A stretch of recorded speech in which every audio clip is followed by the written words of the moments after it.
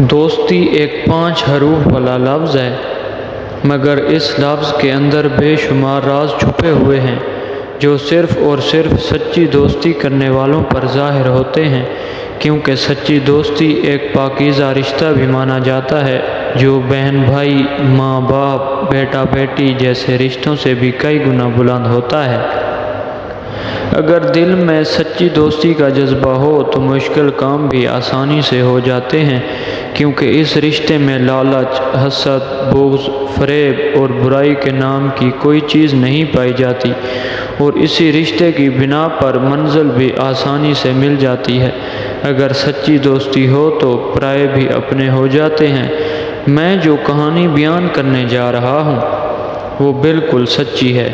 میں اور میرا ایک بہت ہی اچھا اور عزیز دوست زمان علی ایک ہی محلے میں رہتے تھے۔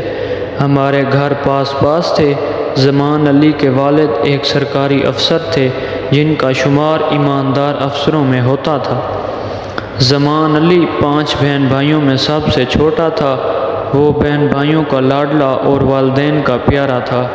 میں اور زمان علی نے ایک ہی اسکول سے میٹرک اکٹھے پاس کیا۔ کالج میں بھی ہم دونوں نے اکٹھے داخلہ لیا۔ ہمارے لباس، ہمارے اسکول و کالج کے بیگ بھی ایک ہی جیسے ہوا کرتے تھے۔ ہمارا پسندیدہ پھول، یہاں تک کہ کھانا پینا بھی ایک ہی جیسا تھا۔ اسکول کے زمانے میں ہم دونوں ایک ہی رنگ کی سائیکلوں پر آیا جایا کرتے تھے، اور جب کالج میں گئے تو ایک ہی بس میں آتے جاتے تھے۔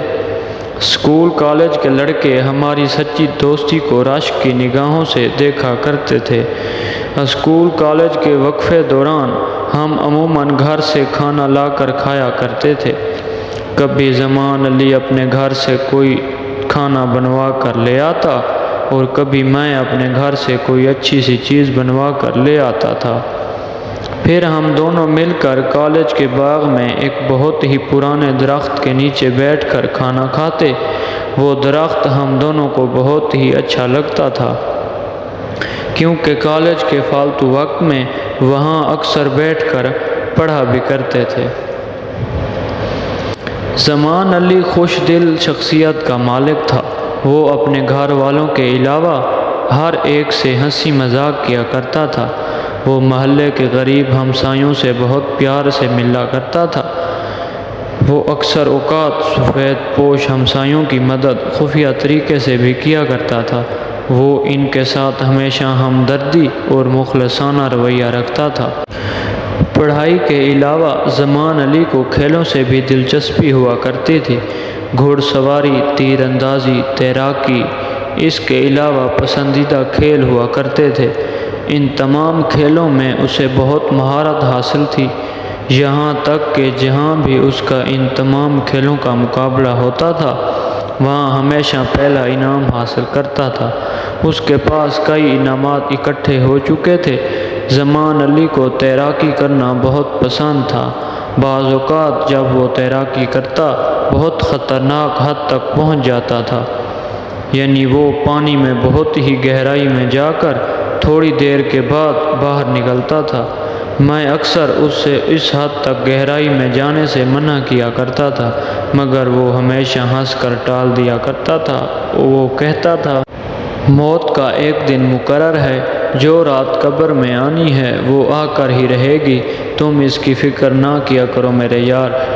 ایک دن زمان علی اچانک میرے گھر آیا۔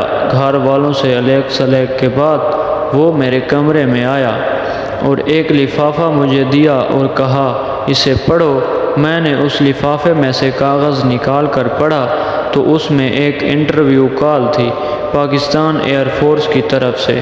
میں نے اس سے کہا، یہ تو بہت اچھی بات ہے کہ تم ایک ایئر فورس کے افسر بن جاؤ گے۔ زمان علی نے کہا، اگر تم میرے ساتھ چلو گے تو میں انٹرویو دوں گا، ورنہ نہیں دوں گا۔ میں نے اس کے ساتھ جانے کی حامی بھر لی اور دوسرے دن ہم دونوں ایئر فورس کے دفتر پہنچ گئے۔ وہاں اور بھی بہت سارے امیدوار آئے تھے۔ زمان علی کا نمبر 15واں تھا۔ جب اس کی باری آئی وہ انٹرویو کے لیے اندر گیا اور تھوڑی دیر کے بعد جب انٹرویو دے کر باہر آیا اس نے مجھے اپنی کامیابی کی خبر سنائی۔ کامیابی کی خبر سن کر مجھے بہت خوشی ہوئی۔ کچھ عرصے کے بعد اس کو ایئر فورس کی تربیت کے لیے لیٹر آ گیا۔ جانے سے پہلے وہ ملنے آیا اور کہا، یار میں ایئر فورس کی تربیت کے لیے جا رہا ہوں، تم مجھ سے وعدہ کرو کہ روزانہ خط لکھا کرو گے۔ میں نے اس سے وعدہ کیا اور تسلی دی، تمہیں روزانہ خط لکھا کروں گا، اور تم بھی وعدہ کرو کہ مجھے خط کا جواب دیا کرو گے۔ پھر وہ مجھے گلے ملا اور مجھے اور اپنے گھر والوں کو اللہ حافظ کہا اور تربیت کے لیے چلا گیا۔ ہماری خط و کتابت کا سلسلہ تقریباً 2 سال تک جاری رہا۔ ہم دونوں وعدے کے مطابق ایک دوسرے کو خط کے جواب دیتے رہے۔ پھر اچانک ایک دن خبر آئی کہ زمان علی کا طیارہ تربیت کے دوران گر کر تباہ ہو گیا اور زمان علی شہید ہو گیا۔ یہ خبر سن کر اس کے گھر والوں کو اور خود مجھے بہت گہرا صدمہ پہنچا۔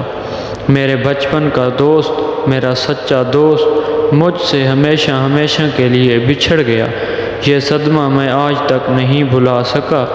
اس نے ٹھیک ہی کہا تھا کہ جو رات قبر میں آنی ہے وہ آ کر ہی رہتی ہے۔ اس کا وجود آج بھی میرے ساتھ محسوس ہوتا ہے۔ ایسا لگتا ہے کہ وہ آج بھی زندہ ہے، اور اپنی سچی دوستی کے ساتھ میں کبھی کبھی کالج کے اس درخت کے نیچے جا کر بیٹھتا ہوں جہاں ہم دونوں اکٹھے کھانا کھاتے اور پڑھا کرتے تھے۔ اس کی سچی دوستی کو یاد کر کے دل کو بہلا لیتا ہوں۔ اے میرے دوست، اللہ پاک تجھے بلند درجات دے، آمین یا رب العالمین۔